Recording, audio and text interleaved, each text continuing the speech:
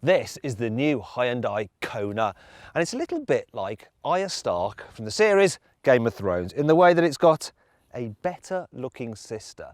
Now that is of course the Kia Stonic, because of course Kia and Hyundai are related and they're very much similar cars underneath. The thing is that I can't understand it is the chap that designed this thing also designed that, the Lamborghini Murcielago. What's happened to him since then? He's kind of lost his touch a bit. Now in terms of pricing, so the Hyundai Kona, it starts from £16,500. The best way to describe the interior of the Kona is functional.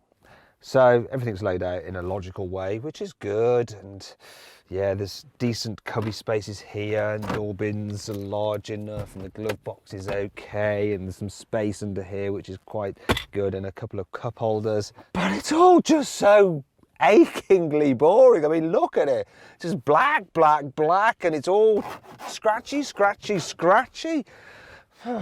God, it's a bit depressing in here actually. Now you can liven it up on high specification cars, the top 2 specifications with some interior colour coding trim and stuff, but most of the models, the one they actually want, which is the SE model, this car, you can't get it, just like this. Now, equipment is otherwise pretty generous. So the entry-level model gets things like DAB digital radio, air conditioning, and Bluetooth for your mobile phone. But you don't want the entry-level version because it gets a small little display, a 5-incher. You want to step up, like I say, to this SE, which is the pick of the range, for this 7-inch display. And that then comes with Apple CarPlay and Android Auto. And I will be using Android Auto because it's slightly better than the Hyundai system, and it includes sat-nav, and I will use Waze sat-nav because that is the best in the business right now. If you don't want to use that though, and you want to navigate through the Hyundai system, you've got physical shortcut buttons which are easier to operate on the move, and the whole system is okay generally. It's fairly logical, but the display is a bit low definition. I should point out that high-spec cars do come with their own satellite navigation system, but I'll refer you to my earlier comment about just using Waze because it's the best. Now let's move on to the back, because the Kona, being a slightly tall vehicle, should have decent headroom. If I sit up dead straight, I've got about that much space above my head, so people really tall might struggle back here, but I'm okay. Knee room's all right, and generally, it's fine back here. And that's all I have to say about that. So let's move on to the boot. Now, the boot on this car is smaller than, say, on something like a Seat Arona or a Renault Capture, but it's not too bad, it's all right. I like the fact that you've got this false floor, so you can just slide items in and out, so there's no load lip. Now, you're wondering what's under there, aren't you? So, ooh, look, you've got some extra storage areas, and beneath that, look, we've got a space-saver spare wheel, which is handy. There's also a few tethering points here.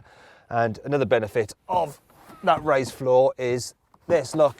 When you fold the seats down, they lie pretty flat, so if you want to slide items straight to the front, you can do. Now then, it's time for the Carwow 5 annoying things about this car. While the rear windows do go all the way down, which is good, there's no anti-trap mechanism on the electric window. Ugh, that's not particularly child-friendly. There's a little warning sticker here which tells you to have the central head restraint high enough to go in the middle of the back of your head so it doesn't snap your neck. But that's as high as it goes. So I'd be a goner. What the heck is that reflector doing there? It's just awful. It's like off some nasty old push bike. This is supposed to be a petrol engine, but it's pretty much as noisy and as rattly as a diesel engine. I mean, look at this. Look at it vibrating.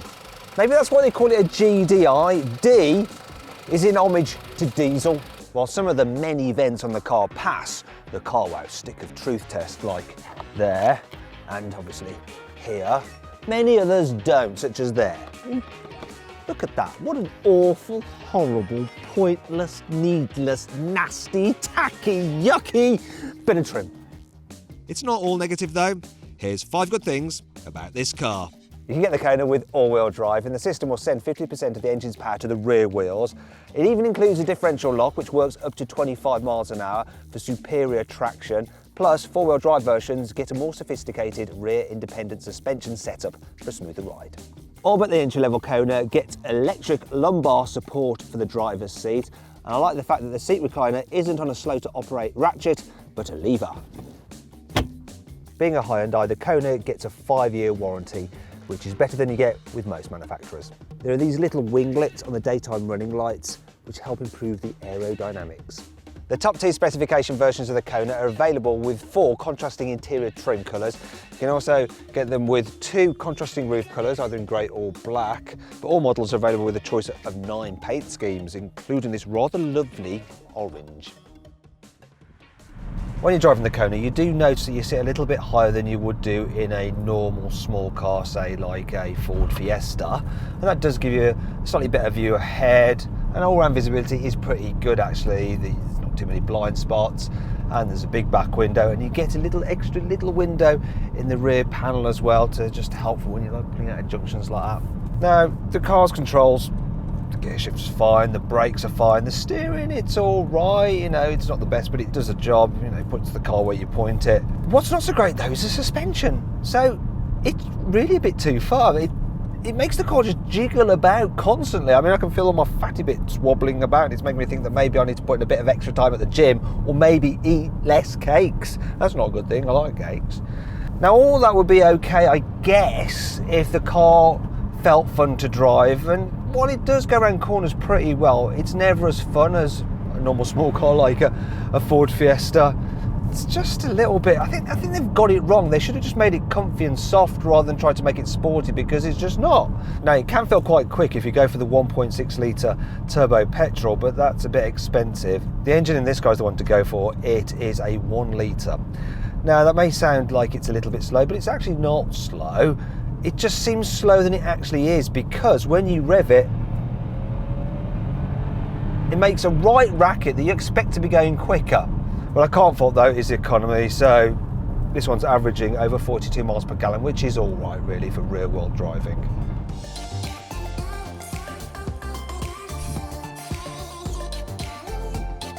So then, what's my verdict on this car? Should you avoid it? Should you consider it? Should you shortlist it? Or should you just go right ahead and buy it?